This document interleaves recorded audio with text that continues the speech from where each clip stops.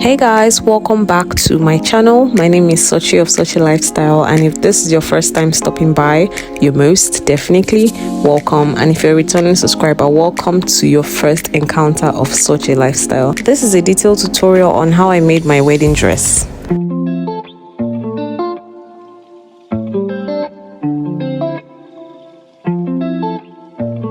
Because we're using velvet fabric and it has a lot of stretch on both sides, we're going to fuse with hairstay interfacing and then go ahead and cut out our patterns on fabric. Now we're going to cut out the patterns for the fabric and for the lining. You need to pay a lot of attention at this point because the lining I used for the bodice is not the same as the lining I used for the skirt part. For the bodice, I used a satin fabric to line, and for the skirt, I think I used MP3 or MBG fabric. If you'd like a video on how to draft a pattern for this bodice, then please let me know in the comments. I have 4 pieces of each for the bodice and 2 pieces of each for the skirt. The front piece of this skirt is actually cut on satin while the back is cut on velvet. You would understand why soon. For the bodice, we used 3/8 of an inch for seam allowance, but for the skirt, we used 1/2 inch as seam allowance. I used my basic skirt block to actually cut this and then added 7 inches to create the flare and connected it to the knee. I also came down by 7 inches to create a train for the back. Starting off, we're going to pin the bodice pieces together and join using our sewing machine. Please don't skip the pinning step so you get the same results as I did. This is what our fabric and lining is looking like after stitching with the seam allowance of 3/8 of an inch. Very beautifully and neatly done. We joined 4 pieces for the front because we have a seam at the center front for boning and 2 pieces for the back because we're going to attach a zipper to the back.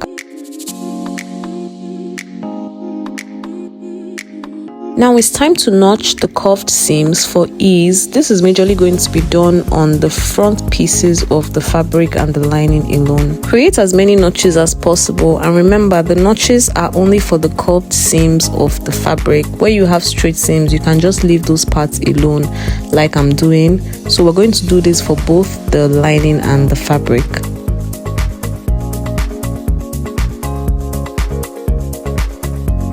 These are my results after notching. Now we're going to press them open. For this part, you actually need a bust ham. I actually created this one by myself, but you can get them from Amazon, from Jumia, or from Temu. Go ahead and split those seams apart and iron them properly. Take your time with this process. This actually takes some time. Now, this is the reason why we actually made those notches, so that we can iron them easily and those seams are eased out. They are not tension. You're going to iron the wrong side first and then you're going to iron the right side. Whatever roughness you find on the right side along your seam line, you need to smoothen out. Ironing is actually a sewing hack.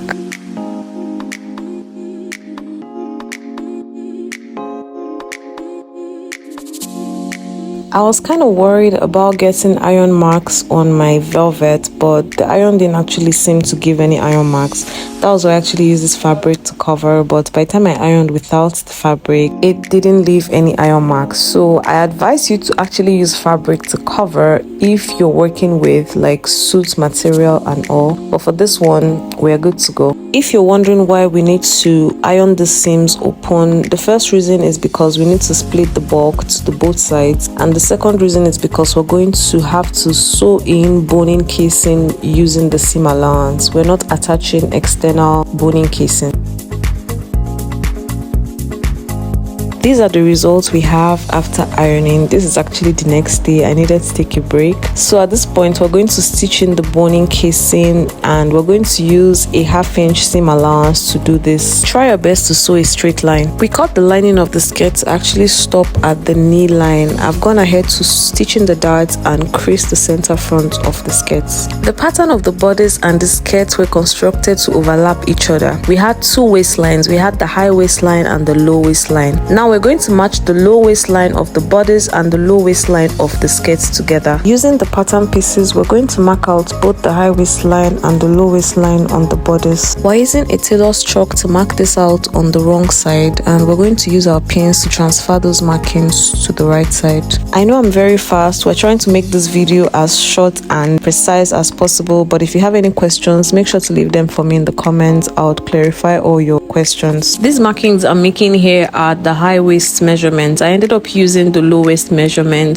to make this stitch because I found it to be better. So I'm going to also make those markings on the skirt as well. I ended up cutting the excess overlapping fabric on the borders and on the skirts to make them match. This was done for only the main fabric and not the lining. We'll come to the lining soon. In order to reinforce the side seams and the center back seams, I fused with 1-inch strips of hairstay. Do not skip this step. It just helps to make the fabric firmer when you're sewing. This was done for both fabric and lining. Because of the stretch that velvet fabric has, we're going to be taking out the waist darts. We'll just connect that to the hip line and cut it off. This will only be done for the back as the front was cut on satin fabric.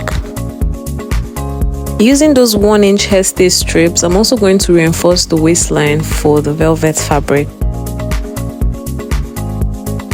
We're now going to pin them together and join with a stitch. This is what we have after connecting them. Now to the fun part. I actually got 5 yards of this velvet fabric, so I'm trying to measure out how much I have left so that I have enough for the rest of the design. Using the skirt block, I'm going to reduce the height of the mannequin to the length of the skirt so that I can start draping the front. I'm going to stretch the fabric out to determine the side that has less stretch, and then we're going to wrap around the waistline to create the waist. We don't want any rough edges, so we're going to fold in the selvage to begin, and then we're going to start by pinning it at the center front. I'm actually attaching 3 pins to the center front and creating a triangle towards the hip line. Measure 7 inches downwards and then bring it up so that we can create this drapery in the front, and then also extend the draping towards the hip. We're going to pin the middle in place to maintain that drapery because we're going to still place it over the satin fabric. I'm using pins to secure those pleats in place so they do not move out of position. I want to take this drapery exactly as it looks down to my fabric, so I'm going to disconnect it from the mannequin. So at this point, I'm just removing all the pins that are pinned to the mannequin. I'm pinning only the velvet to maintain its position. We're going to do this section by section to ensure that we do not lose our design. The center front is very important because it has an angle, so we're going to make sure that that's the last pin that we take out. So we're going to take out the rest of the pins, and then that will be the last one that we remove. Be sure to use more pins to secure the center front, and after that, this is how it looks away from the mannequin. It doesn't even make sense right now, but it will soon. Now that it's off the mannequin, we're going to place the front pieces that we've already joined and carefully pin it to the mannequin. Align the busts, the waist and the hips and make sure they are accurate.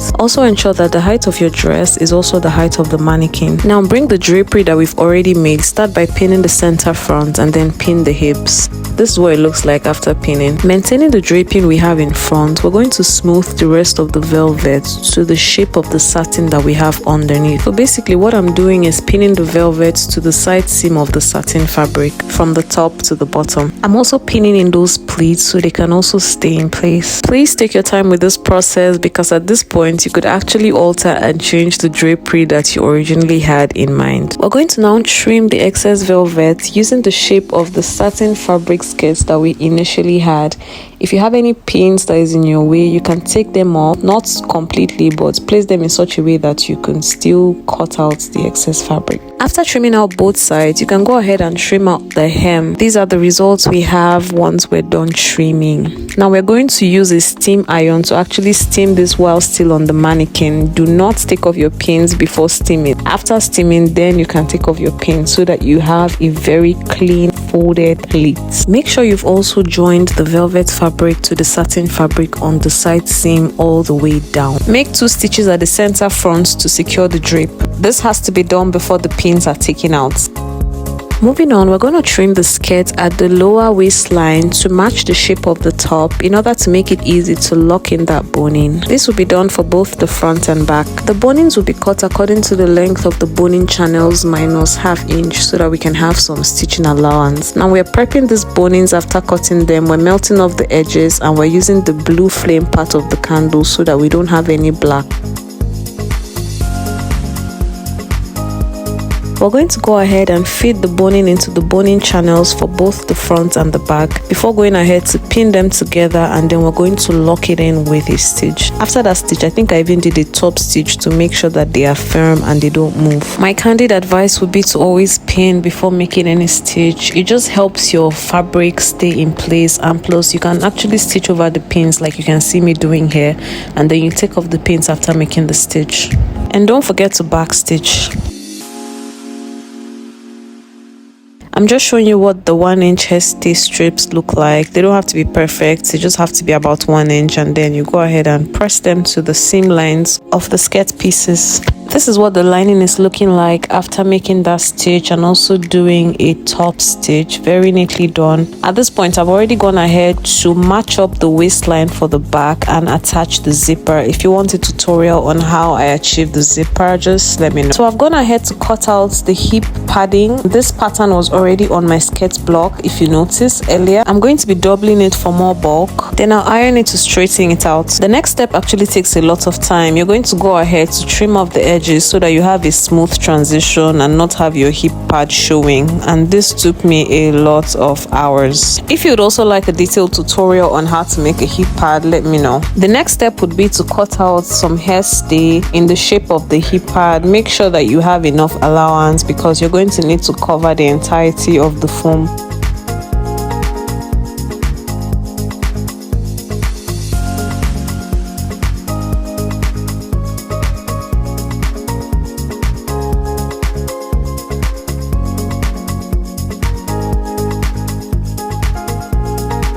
Moving on, we're going to take the hairstay that we've already cut out to completely cover the foam.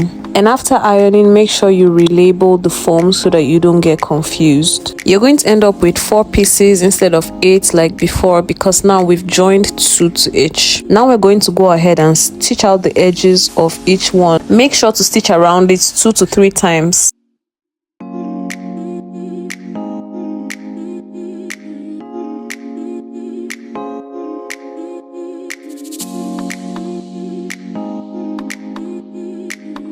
After stitching, we can now go ahead and trim off the excess hairstay on each foam before joining them together. So we're going to join one small side to one big side, and this is what we have after joining. Now that we're done with this, we're going to prep our lining for the bust padding. Turn the lining over to the wrong side because that's where we're going to be attaching our cups. My cup size is 32, is a small cup size, so we're going to just match the deepest part of our seam to the deepest part of the cup and just pin around it. Now I'm going to put up to maybe 8 pins to secure it and make sure that it's smooth in front as well, because we're going to be sewing around that perimeter. We're going to do this for the both sides and make sure that your cup placement for both sides are one and the same. This is what we have after making that stitch. Very neatly done as well. I love neat works. Now we're going to go ahead to attach the hip padding that we already have. Sewing can be really confusing, honestly. Like, this pinning that I did here was absolutely wrong. That's so crazy. We're actually supposed to pin it on the wrong side, which I eventually did. So we're going to make a stitch at that middle point and around the perimeter. Okay, now we've corrected that error. I'm gonna head to pin it on the wrong side and make those stitches. We've done this for both sides, and now we're going to just join them together to finish off. This is the point where I joined the lining to the fabric at the chest line. I also added a yoke because I wanted it to have sleeves, so I needed something to attach the sleeves to, so I added a mesh yoke to that as well. And then just iron a little bit more hairstay around the hip padding because we need it to be absolutely smooth. We don't want the hip padding to be showing on the fabric. It's very easy for such things to show on velvet fabric. Since we already have all pieces prepped together, I just went ahead to join them together on the side seam. We already attached the zip, attached the hip padding, the bust padding, and I went ahead to try out the dress, and this is what it's looking like. It's giving. Okay, so So this thing that I have hanging on my neck, I actually just weaved it to see if I could add this as a design to my outfit, but I couldn't just figure out or find a place to add it, so I just left it out. I went ahead to bead the fabric, like I beaded the shit out of it. I made use of 2 shades of coral beads as well as crystal beads and the teardrop bead. There were just so many beads. It's my wedding dress, so I went all out. Like, it was a lavished beading, and trust me, it took me about 3 to 4 days to completely bead this dress, but it was absolutely worth it. This is definitely the wildest project I've worked on, and this is me on my wedding day dancing to the vibe.